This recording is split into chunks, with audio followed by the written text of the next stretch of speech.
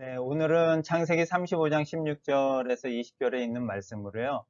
베들레헴 유아들과 크리스마스라는 제목으로 같이 말씀 나눠보겠습니다.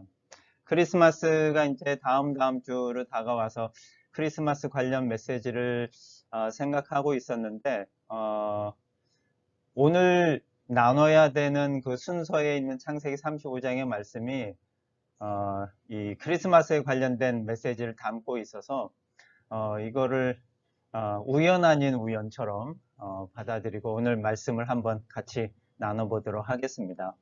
이 창세기 35장에 나와 있는 이 내용의 말씀이 어떻게 또 크리스마스 메시지와 연결이 되는지 한번 살펴보겠습니다.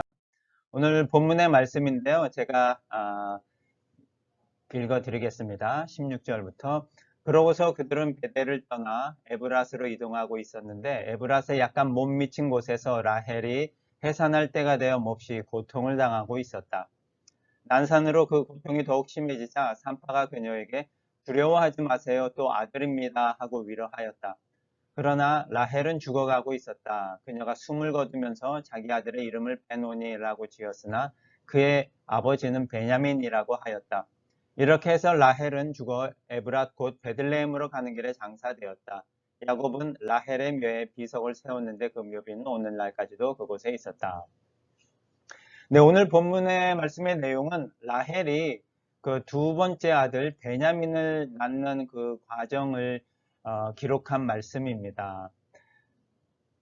이 라헬이 첫째 아들 요셉을 낳고 나서 이제 가나안 땅으로 들어간 이후에 이동 중에 둘째 아들 베냐민이라는 아들을 낳는데 이 아들을 낳는 그 고통이 너무 심해지고 또 난산으로 인해서 결국은 라헬이 아들 베냐민을 낳고 죽는 그런 모습입니다. 그런데 19절에 보니까 라헬이 베들레헴으로 가는 길에 죽어서 장사되었다라고 기록이 되어 있어요. 저희가 이 19절의 말씀을 한번 잘 생각해 보면 베들레헴 하면은 저희가 많이 떠오르는 게 예수님이 이곳에서 탄생을 하셨잖아요. 베들레헴에서. 그런데 오늘 본문 가운데 나오는 라헬은 이 베들레헴으로 가는 길에 죽어서 장사되었다라고 기록이 나옵니다. 그리고 또 한 가지 저희가 한번 살펴볼 내용을 보면 창세기 49장에 보면 야곱이 마지막으로 숨을 거두기 전에 요셉에게 유언을 하는 말이 있는데 자기가 죽으면 아버지 아브라함 조상 할아버지 아브라함이 산 그 막벨라 굴에다 나를 장사 지내라라고 하는 그런 유언의 말이 나오는 걸 보거든요. 이 막벨라 굴이 아브라함이 사라의 매장지로 산 곳인데 그곳에 아브라함과 사라가 장사되었고 또 아버지 이삭과 어머니 리브가도 장사되었고 그리고 레아도 장사되었고 오늘 이 야곱도 자기를 거기에 장사하라고 하는데 유독 라헬만 지금 이 막벨라 굴에 장사가 되지 않고 베들레헴으로 가는 그 길에 장사된 그런 모습이 나옵니다.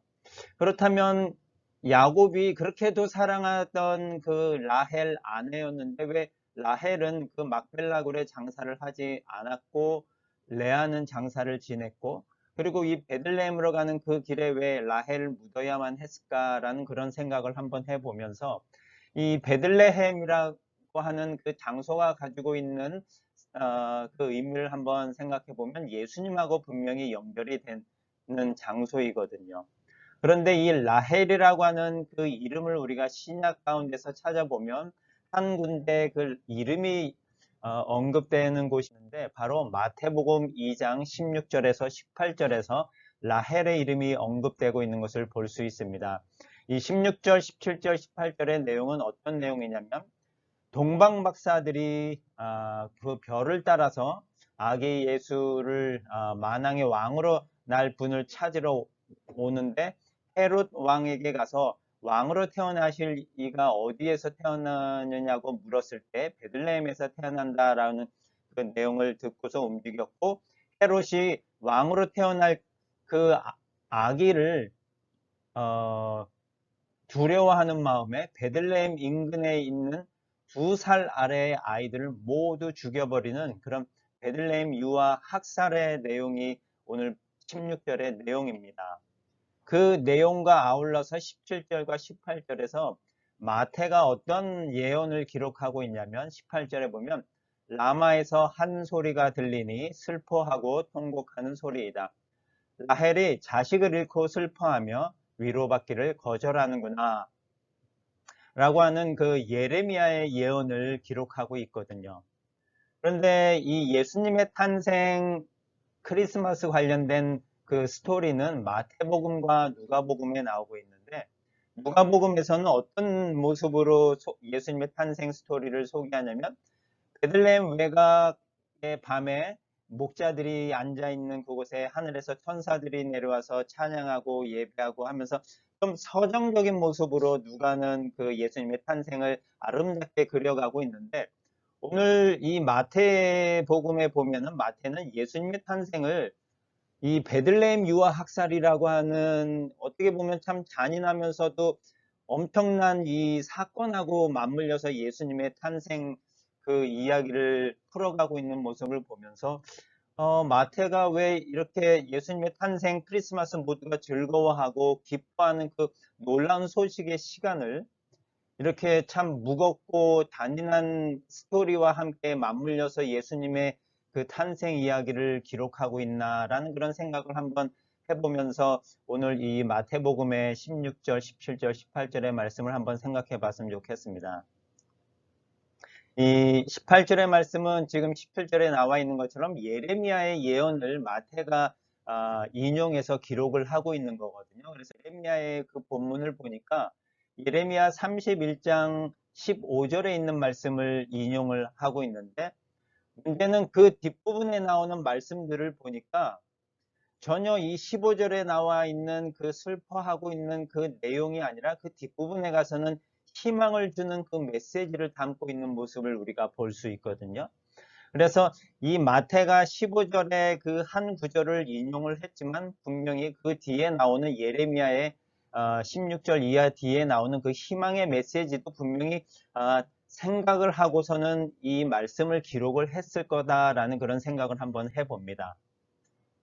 그런데 이 15절에 라헬이라고 하는 이름이 언급되고 있는데 우리가 지금 창세기에서 읽은 그 라헬의 상황하고 지금 15절에 나와 있는 라헬의 상황이 조금 다른 모습을 좀 보이고 있는 거예요. 예레미야와 마태복음에서는 어떤 의미냐면 라헬이 자식을 잃고 슬퍼하고 위로받기를 거절한다라고 나와 있어요. 그런데 창세기에서는 라헬이 지금 아들 베냐민을 낳고 죽어가고 있는 모습인 거거든요. 자식을 잃은 게 아니고 자식을 낳고 오히려 자기가 죽어가고 있는 모습인데 오늘 예레미야 본문에서는 라헬이 자식을 잃고 슬퍼한다라고 되어 있어요.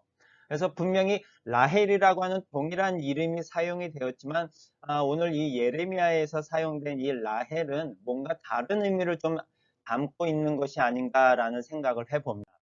그래서 이 라헬이라고 하는 그 이름을 통해서 우리가 한번 살펴볼 수 있는 게 뭐냐면 라헬이 두 아들을 낳았는데 하나는 요셉이고 베냐민이거든요. 근데 요셉은 또 두 아들을 낳았는데 에브라임과 므낫세를 낳았어요. 에브라임은 어떤 지파냐면 북이스라엘의 10지파를 대표하는 지파가 바로 에브라임 지파입니다. 그리고 베냐민 지파는 남유다의 유다 지파와 함께 남유다를 구성하고 있는 지파입니다. 그래서 이스라엘 사람들에게는 라헬이라고 하는 이름은 어떤 상징을 갖고 있냐면 이스라엘의 어머니다라는 그런 상징을 갖고 있습니다. 왜냐하면 라헬을 통해서 이스라엘이 구성이 되었다라는 그런 의미를 담고 있기 때문에 이 라헬이라는 이름은 이스라엘의 어머니, 이스라엘을 구성한 그런 사람이다라는 의미로 이스라엘 사람들은 라헬이라는 이름을 사용하고 있는 거거든요. 그래서 오늘 이 본문 예레미야 본문에서 사용된 이 라헬은 창세기에서의 한 어머니로서의 라헬이 아니라 이스라엘 전체를 구성한 라헬, 이스라엘의 어머니로서 언급되어져 가고 있는데 근데 이스라엘의 어머니가 지금 자식을 잃고 슬퍼한다라고 되어 있는데 무슨 의미냐면은 바로 이스라엘이 북이스라엘과 남유다가 아스르와 바벨론이라는 나라에 멸망을 당하고 지금 포로로 잡혀가는 상황을 지금 예레미야가 기록하고 있는 거거든요. 그래서 이스라엘 전체의 의미에서는 지금 두 나라를 잃고 있는 상황인 거거든요. 북이스라엘과 남유다를 잃고 있는 상황에서 이스라엘의 어머니인 라헬이 지금 슬퍼하고 위로받기를 거절하는 그런 상황 가운데 있는 모습입니다. 그런데 지금 마태복음에서는 마태가 어떻게 지금 이 라헬이라고 하는 이름을 사용하냐면 베들레헴에서 2살 아래의 유아들이 다 살해를 당하니까 그 베들레헴의 어머니라는 의미에서 그 베들레헴의 어머니들이 자식을 잃고 슬퍼하고 위로받기를 거절하고 있는 그런 모습을 지금 담고 있습니다.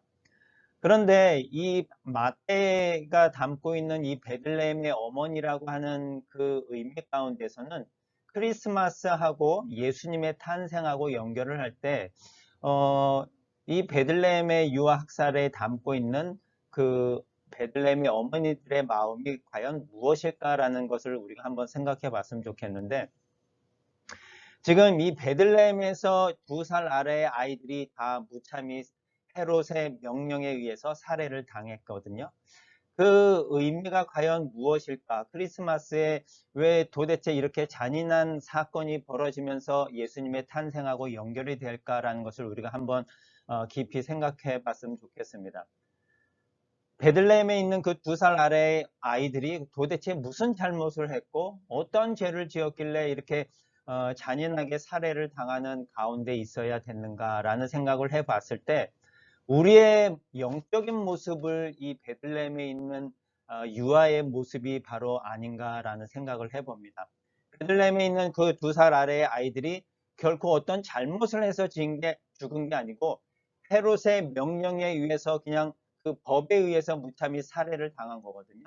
마찬가지로 우리는 지금 어떤 상태냐면 죄와 사망의 법 아래 놓여 있어서 우리가 어떤 잘못이 없어도 그냥 죄와 사망의 법 아래에 놓여 있기 때문에 우리는 그냥 죽을 수밖에 없고 무기력한 존재라는 거죠. 베들레헴에 있는 유아들과 마찬가지로 우리의 영적인 상태가 바로 그런 모습이다라는 것을 이 마태의 복음에서는 지금 그 모습을 베들레헴의 유아 학살의 모습을 기록하면서 우리가 지금 죄와 사망의 법에서 우리도 동일하게 그렇게 죽어가고 있다라는 것을 기록을 해주고 있습니다. 그런데 마태는 거기서 끝나는 것이 아니라 예레미야에 나와 있는 그 뒷부분에 회복의 메시지를 담고 있는 것처럼 우리에게 뭔가 그런 회복의 메시지를 던져주고 싶은데 그것이 바로 예수님을 통해서 우리가 회복되어지고 우리가 그런 상태로 움직여갈 수 있다는 것을 메시지로 던져주는 것입니다. 그래서 예레미야 지금 31장 15절 뒷부분 16절과 17절의 말씀을 보면 너는 울음을 그치고 눈물을 거두어라. 내 일이 보상받을 것이면 내 자식들이 원수의 땅에서 돌아올 것이다. 너의 미래에 희망이 있을 것이니 그들이 고향 땅으로 돌아올 것이다.